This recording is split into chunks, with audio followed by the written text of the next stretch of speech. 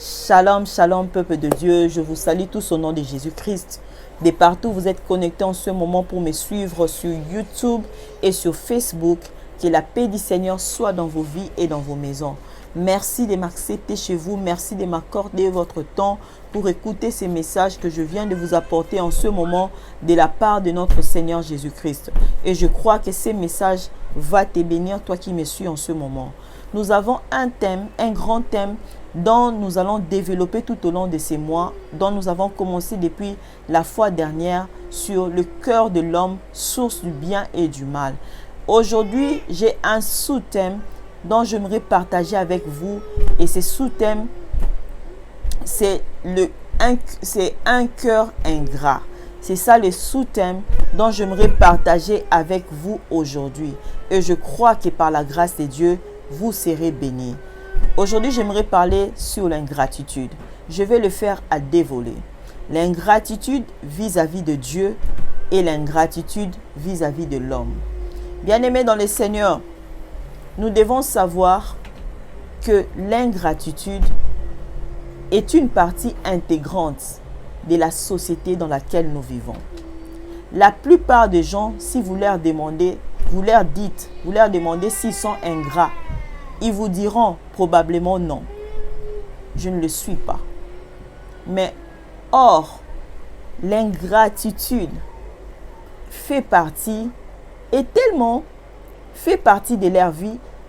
C'est tellement enraciné en eux qu'ils ne pourront pas l'admettre ouvertement qu'ils sont ingrats. Alors qu'en réalité, c'est en eux. Ils ne l'admettront pas devant les gens que je suis ingrat. Tu es face à une personne où tu lui dis tu es ingrat. La personne directement te dira non, je ne suis pas ingrat. C'est en lui, mais il ne peut pas l'admettre ouvertement qu'il est ingrat, ou alors il ne sait pas qu'il est ingrat. Alors que dans l'attitude qu'il fait, dans ses attitudes, tu peux voir l'ingratitude en lui, mais il ne sait pas que ce qu'il fait comme attitude, ce qu'il montre comme attitude, ce qu'il fait comme geste, ce qu'il dit montre déjà de l'ingratitude. Mais lorsque tu lui dis que tu es ingrat, il ne va pas l'admettre, il ne va pas l'accepter parce qu'il pense qu'il est reconnaissant. Bien-aimé, lorsque nous parlons de l'ingratitude, par sa définition, l'ingratitude, c'est le fait d'être reconnaissant envers quelqu'un. Parce que je ne peux pas parler de l'ingratitude sans pour autant parler de la gratitude. La gratitude, c'est le fait d'être reconnaissant envers quelqu'un qui t'a fait un bienfait, tu es reconnaissant. Alors lorsqu'on parle de la reconnaissance, c'est le fait de reconnaître une action. Alors la reconnaissance, c'est le fait, une personne qui reconnaît, c'est une personne qui se souvient, c'est une personne qui admet. Alors l'ingratitude n'est rien d'autre que le contraire de la gratitude. Une personne qui est ingrate, c'est une personne qui ne reconnaît pas les biens qu'on lui a fait. Une personne qui ne se souvient pas du bien qu'on lui a rendu. Une personne qui n'admet pas qu'on lui a fait du bien. Cette personne-là, c'est une personne ingrate. Alors, il y a dans le monde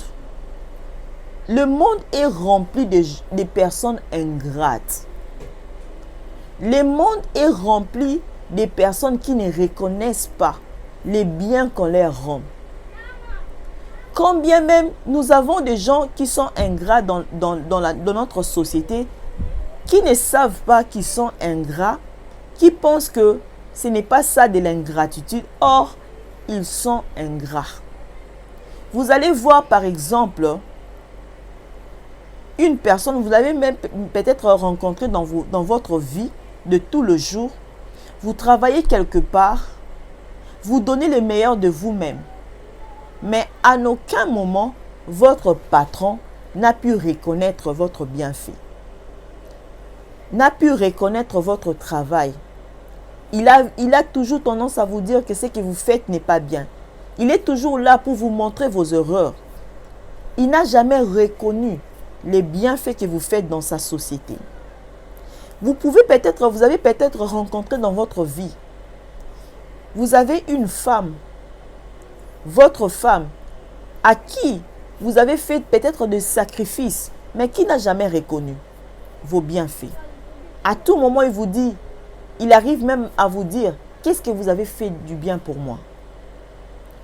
Vous avez peut-être eu à vivre dans votre vie où vous avez fait du bien peut-être à une personne, à un ami, ou après il vous demande, qu'est-ce que vous avez fait pour moi? Et remarquez à l'intérieur de vous, ça vous a fait du mal. Parce que la personne a été irreconnaissante. La personne a été ingrate. La personne n'a pas reconnu. La personne a oublié vos bienfaits, ce que vous lui avez fait comme bienfait. Moi, je dis, s'il faut définir un ingrat, je dirais en deux mots. Je dirais en 2 mots ou en 3 mots, une personne, ou en 4 mots, parce qu'il y a des articles, une personne qui oublie. Un ingrat, c'est une personne qui oublie. Combien même tu peux lui faire du bien, il oubliera facilement. Le contraire de l'ingrat, c'est une personne qui est reconnaissant. Un reconnaissant, c'est une personne qui se souvient du bienfait qu'on lui rend, qui admet avoir été peut-être secouru, qu'on lui a fait peut-être du bien dans la vie. Mais un ingrat, c'est une personne qui ne reconnaît jamais qu'on lui a fait du bien. C'est une personne qui n'admet jamais être secouru, qui n'admet jamais qu'on lui a aidé quelque part dans la vie. L'ingrat, c'est une personne qui ne reconnaît pas. Alors, à plusieurs fois dans votre vie, où vous avez fait face à des gens irreconnaissants, à des personnes ingrates, ça vous a fait mal dans votre cœur. Parce que des gens ont été ingrates. Des gens ont été ingrates en votre personne. Ça vous a choqué. Maintenant, imaginez-vous, que peut ressentir Dieu face à notre ingratitude? À tout moment, nous lui montrons de l'ingratitude par notre murmure, par notre insatisfaction. Dieu nous fait du bien. Tu es là, tu es totalement, à tout moment, tu es insatisfait. Combien même tu arrives à vivre les bienfaits de l'Éternel, mais tu es à tout moment insatisfait. Ça, ce sont les caractéristiques des personnes qui sont ingrats. Ces personnes-là murmurent toujours. Ils parlent toujours, chuchotent toujours à basse voix. Ils sont toujours là, en train de murmurer, en train d'être insatisfaits. Peu importe ce que tu leur fais dans la vie, pour eux, ce n'est pas suffisant. Ça, ce sont les prototypes de gens qui sont ingrats. Les caractéristiques des gens qui sont ingrates. Des personnes ingrates. Des gens qui sont ingrats dans la vie. Se comportent toujours de la sorte.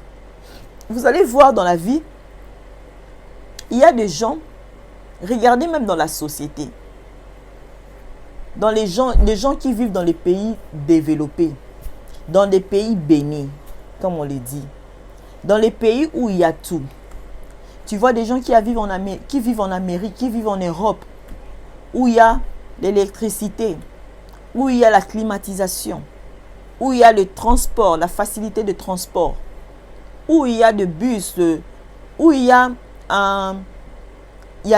l'alimentation, où il y a tout ce qui est de bien, où il y a le logement, où on paye même les enfants.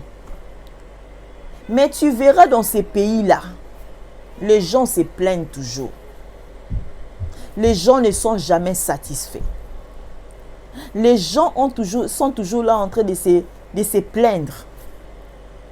Soit des trafics, ils parlent du trafic, des trafics. Pourquoi aujourd'hui il y a toujours des trafics?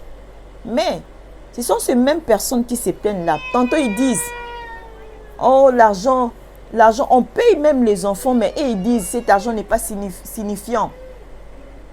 Mais ces mêmes personnes-là, à qui Dieu a fait grâce de vivre dans ces pays-là, ils se plaignent. Et des gens à qui Dieu a fait grâce de quitter peut-être l'Afrique, de venir habiter dans ces pays-là. Lorsqu'ils étaient en Afrique, peut-être ils vivaient dans la souffrance. Peut-être là où tu vivais, tu étais dans la souffrance. Peut-être les conditions que tu vis là où tu es aujourd'hui, tu n'avais pas ces conditions-là de vie. Mais tu priais Dieu. Tu disais toujours à Dieu, Seigneur, fais-moi grâce. Mets-moi dans de bonnes conditions. Parmi ces conditions-là, tu parlais entre autres, donne-moi un logement. J'aimerais vivre dans un endroit paisible. Mais, lorsque Dieu te fait grâce, tu voyages, tu vas dans un pays dans un pays développé, où tu vis maintenant. Peut-être on paye tes enfants. Peut-être tu as un logement que tu n'avais pas autrefois. Peut-être tu as eu un véhicule que tu roules maintenant, que tu conduis maintenant. Peut-être tes enfants vont à l'école véhiculée.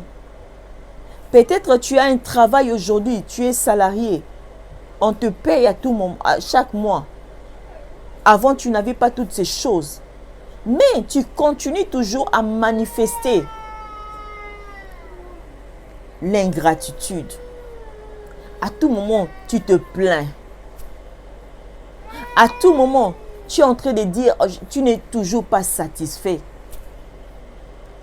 À tout moment, tu te plains, tu n'as jamais été satisfait de la vie que tu as aujourd'hui. Une personne qui est reconnaissante, c'est une personne qui admet en lui que Dieu m'a fait du bien. Qui reconnaît au moins la grâce de Dieu dans sa vie. Qui reconnaît la bonté de l'Éternel dans sa vie. Qui reconnaît les bienfaits de Dieu dans sa vie. Qui reconnaît la main de Dieu dans sa vie. Si tu regardes ta vie passée, tu regardes ce que tu es devenu aujourd'hui, tu ne pourras jamais te plaindre.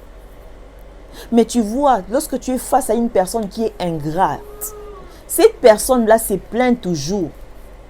Cette personne n'a jamais été satisfaite. C'est le cas des enfants d'Israël. Les enfants d'Israël, vous allez lire, compte tenu du temps, moi je ne pourrai pas lire. Vous allez lire dans Exode. Vous allez lire dans Exode 14. Le chapitre 14. Le verset, je lis seulement le verset, chapitre 14, le verset 11. Ils dirent à Moïse, n'y avait-il pas de sépulcre en Égypte, sans qu'il fût besoin de nous mener mourir au désert? Que nous as-tu fait en nous faisant sortir d'Égypte? N'est-ce pas là ce que n'est-ce pas là ce que nous te disions en Égypte? Laisse-nous servir les Égyptiens, car nous aimons mieux servir les Égyptiens que de mourir au désert. Écoutez le langage de personnes ingrates. Des personnes ingrates. Les enfants d'Israël ont été en Égypte en esclavagisme pendant 430 ans. Ils ont souffert. À tout moment, ces peuples criaient vers l'Éternel. À tout moment, ces peuples criaient secours vers Dieu. De la souffrance qu'ils vivaient en Égypte. Parce que là-bas, ils étaient des esclaves. Ils n'avaient pas de droits. Ils n'avaient pas de droit, on les maltraitait. Ils n'avaient pas de repos à tout moment. À l'heure que les Égyptiens voulaient, ils venaient les réveiller pour qu'ils aillent travailler. Ils étaient sous la servitude des Égyptiens. Mais Dieu a eu pitié de ses peuples. Il les a fait sortir de la maltraitance d'Égypte, de l'esclavagisme d'où ils étaient autrefois. Dieu les a fait sortir de là pour les amener, comme il les avait promis, dans le pays où coule le lait et le miel. Ils sont sortis de l'Égypte après avoir vu le miracle que Dieu a fait dans leur vie. Les prodiges que Dieu a accomplis en Égypte, ils ont vu toute forme de plaies que Dieu a frappé les Égyptiens. Mais en sortant, Dieu a étalé même plus loin à dépouiller les Égyptiens. Ils sont sortis avec leurs biens. Et les biens, les Égyptiens leur ont donné des biens qu'ils ont pris avec eux.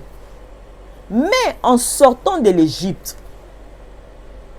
Dieu avait un plan d'exterminer le peuple, les Égyptiens. Il a permis que ces Égyptiens-là les poursuivent. Parce que Dieu avait un plan que le peuple d'Israël ne maîtrisait pas. Dieu les a fait sortir pour les amener, parce que Dieu n'est pas...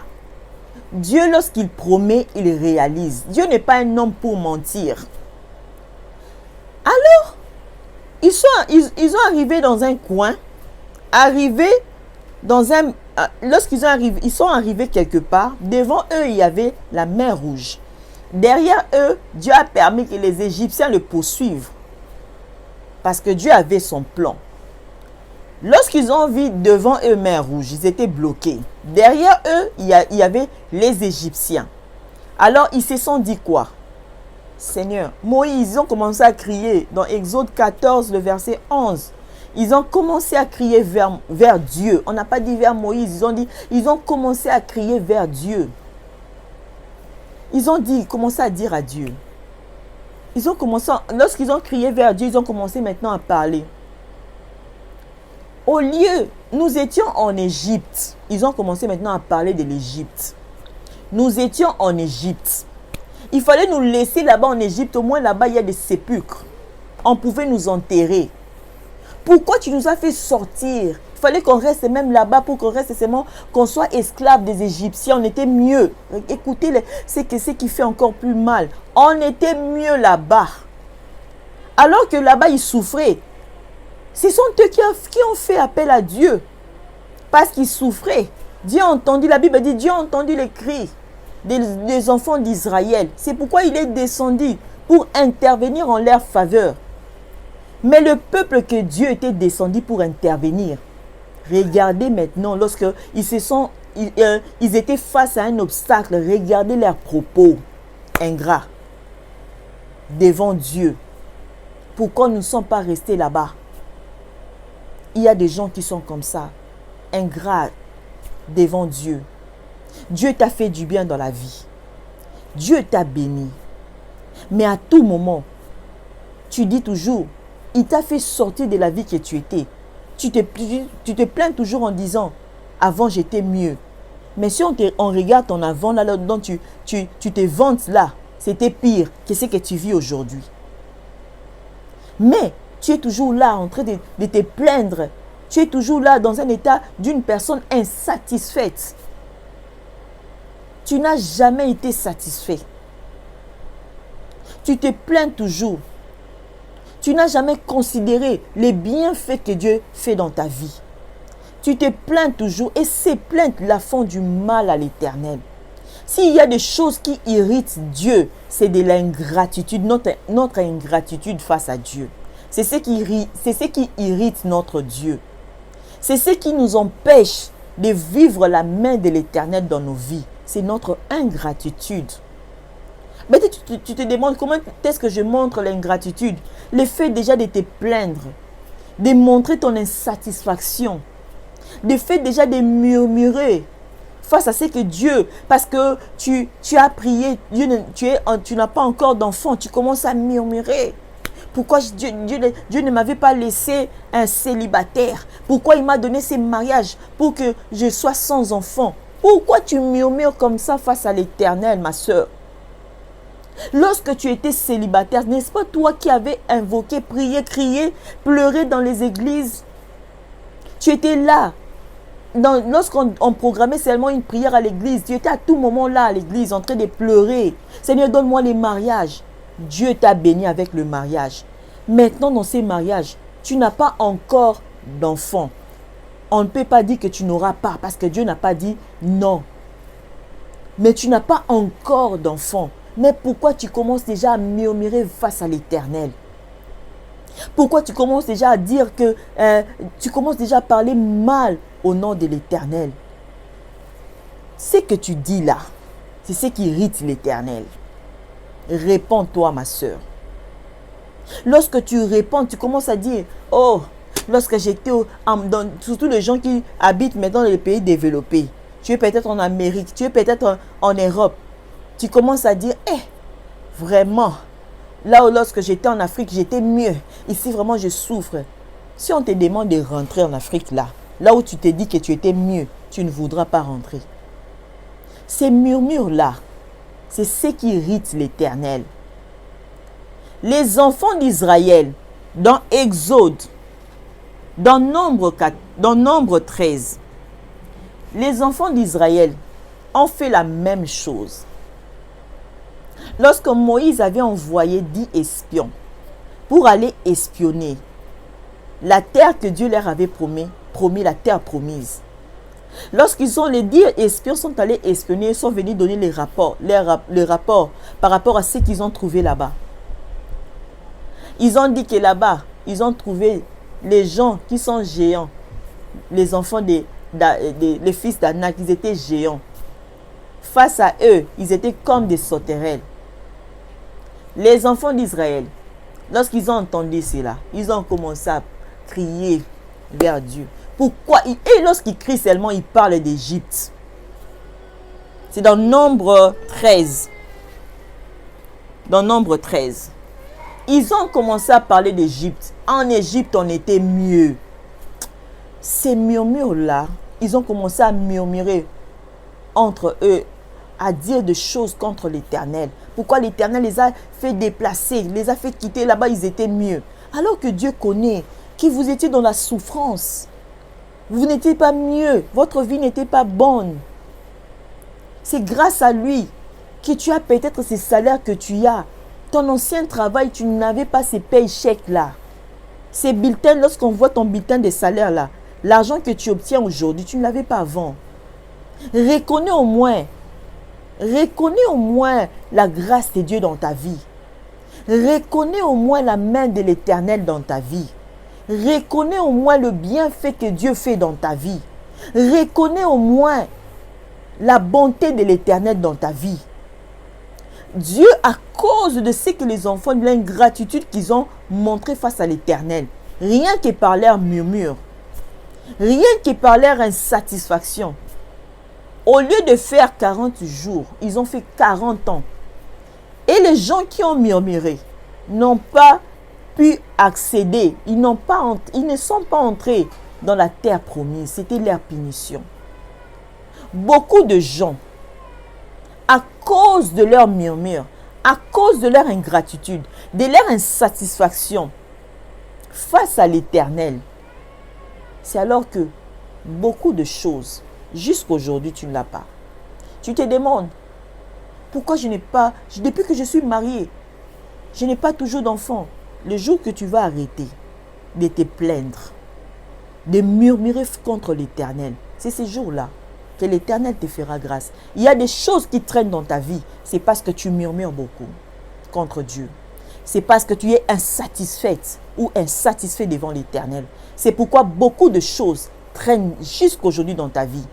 Au lieu de faire 40 jours dans un lieu, tu vas risquer de faire plus longtemps. Pourquoi? Parce que Dieu remarque en toi. Tu es une personne insatisfaite. Dieu te fait du bien. La maison même tu habites là, que tu es en train de louer, il y a d'autres personnes qui n'ont pas la grâce. Lorsque tu vivais dans une petite maison, tu disais, Seigneur, tu étais là dans la prière, Dieu fais-moi grâce. Dieu t'a fait grâce. Tu habites maintenant dans une grande maison. Pour toi, tu dis, ah, lorsqu'il y a seulement quelque chose qui arrive, ah, Seigneur, vraiment, je ne comprends pas, mon Dieu, vraiment. Ah, je suis fatigué, Seigneur. Pourquoi vraiment mon Dieu n'agit pas? Je lui ai dit de me donner encore une autre maison. Pourquoi? Mon frère, pourquoi tu murmures comme ça? Pourquoi tu es insatisfait comme ça? Pourquoi tu es irreconnaissant comme ça? Ces genres de murmures, c'est ce que Dieu n'aime pas. Ces genres d'insatisfaction, c'est ce que Dieu n'aime pas. Ça montre notre ingratitude. Alors Dieu veut que nous soyons des enfants reconnaissants. Reconnais le bienfait de Dieu et apprends à dire merci à l'Éternel. Merci à Dieu pour tout ce que Dieu fait dans ta vie. Apprends à être reconnaissant. Il y a encore une histoire dans la Bible. L'histoire des 10 lépreux. Je sais que vous connaissez cette histoire. Dans le livre de Luc 17, le chapitre 17, vous allez lire à partir du verset 11 jusqu'au verset 12. Où la Bible nous dit, Jésus était en train de passer. La Bible nous dit que 10 lépreux ont vu Jésus de loin. Ils crièrent comme s'ils suppliaient à Jésus de manifester sa grâce dans leur vie, de leur guérir. Jésus leur a fait grâce, a guéri ces 10 lépreux. Il leur a dit que vous serez guéris. Il leur a demandé de partir. Je vais lire cela dans le livre de Luc 17. Luc 17 à partir du verset 11. La Bible à partir du verset 11. Luc 17 à partir du verset 11. La Bible dit, Jésus s'est rendu à Jérusalem, passé entre la Samarie et la Galilée. Comme il entrait dans un village, 10 lépreux vinrent à sa rencontre, se tenant à distance. Ils élevèrent la voix et dirent, Jésus, Maître, aie pitié de nous. Dès qu'il y eut vu, il leur dit, allez, vous montrer au sacrificateur. Et pendant qu'ils allaient, il arriva qu'ils furent guéris. Ok. Ils ont demandé à ce que Christ puisse avoir pitié d'eux. Parce que les gens qui souffrent de la lèpre, ce sont des gens qu'on isolait. Que personne ne pouvait s'approcher. Ils vivaient dans la quarantaine. Ils vivaient dans leur coin. Ils étaient des gens qui n'étaient pas considérés dans la société parce qu'ils avaient une maladie contagieuse. Alors, ils ont vu Jésus. Ils ont demandé la pitié de Jésus, que Jésus puisse avoir pitié d'eux. Alors Jésus leur demande d'aller vers les sacrificateurs. Chemin faisant, sur la route, ils se sont rendus compte qu'ils étaient guéris avant d'arriver dans le lieu. Sur le lieu, ils se sont rendus compte qu'ils étaient guéris. Alors, qu'est-ce qu'ils ont fait? Ils étaient 10, au nombre de 10. Mais une personne qui est retournée. La Bible dit que cette personne a commencé à bénir. Il s'est agenouillé, a commencé à bénir Dieu. Jésus maintenant lui demande, et les 9 autres, ils ne sont pas guéris? Dieu cherche des gens qui sont reconnaissants. Sois reconnaissant envers l'Éternel. Ne sois pas une personne irreconnaissante. Dieu cherche des gens qui sont reconnaissants envers lui. Lorsque tu seras reconnaissant, tu verras qu'à tout moment, lorsque tu montreras des actes de reconnaissance envers Dieu, envers tout ce que Dieu te fait, Dieu va commencer toujours à te bénir. Mais lorsque tu es là, tu montres l'ingratitude, tu verras que toi-même tu limites ta bénédiction. Tu empêches la main de Dieu de descendre parce que c'est l'ingratitude qui empêche Dieu de continuer. Parce que comment est-ce que Dieu, si toi-même en tant qu'humain, une personne qui est ingrate, tu vas plus commencer à lui faire du bien, à combien plus forte raison Dieu? Si Dieu avait puni le peuple d'Israël à cause de leur ingratitude, il s'est dit que ce peuple n'entrera pas, cette génération-là n'entrera pas en Égypte, n'entrera pas dans la terre promise à cause de leur ingratitude. L'ingratitude empêche Dieu d'étendre sa main, empêche les hommes de vivre la main de Dieu dans leur vie. Bien-aimés, nous devons être des gens reconnaissants. Nous devons être des personnes reconnaissantes. C'est ce que Dieu attend de nous.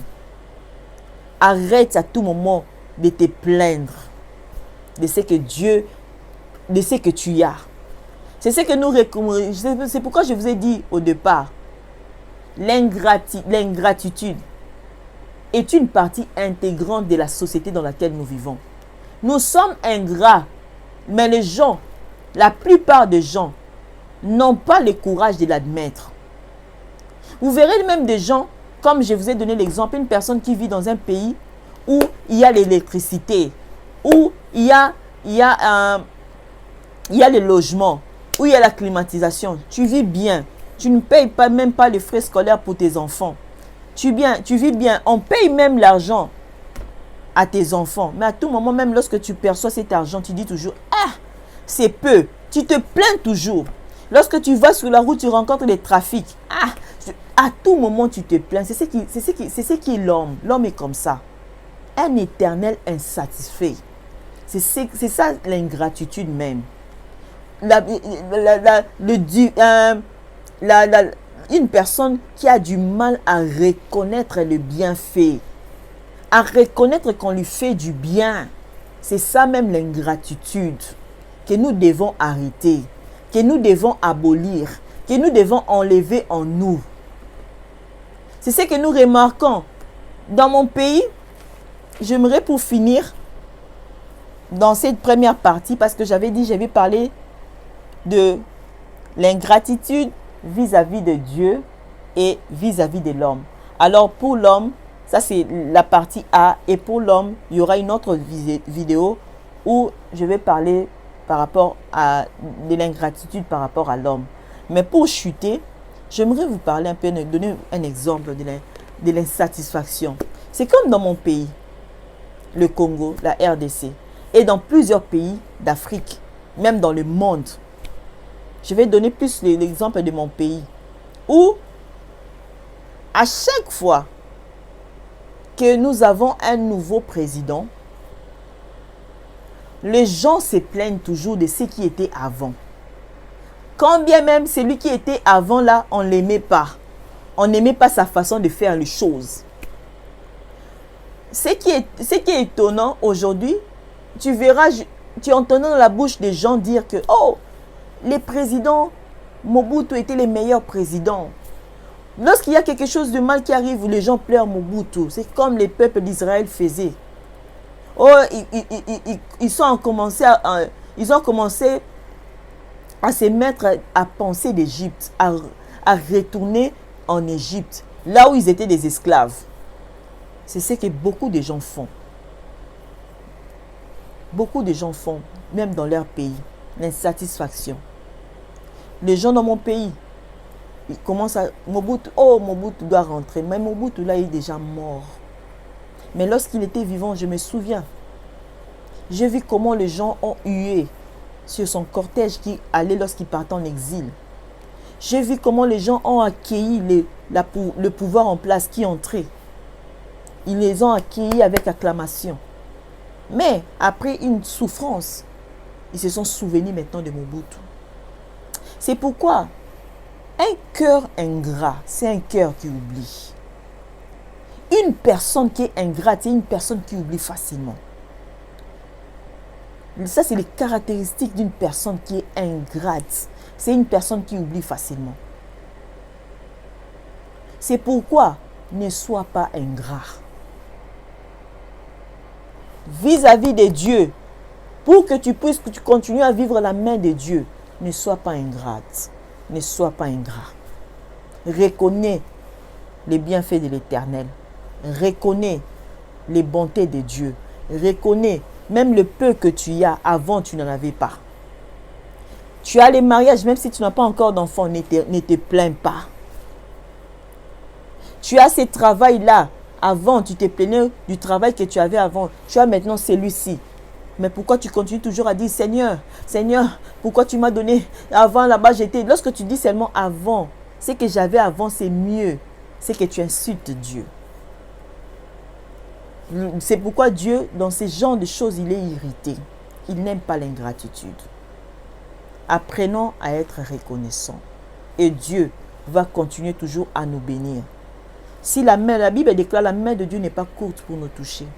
Mais ce sont nos péchés qui empêchent cette main d'agir dans nos vies. Entre autres, c'est notre ingratitude qui empêche Dieu, la main de Dieu de s'étendre dans nos vies. Apprenons à être des gens reconnaissants.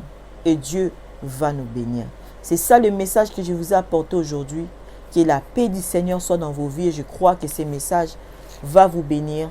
Et n'hésitez pas de partager cette vidéo et que cette vidéo bénisse aussi d'autres personnes. Que Dieu vous bénisse.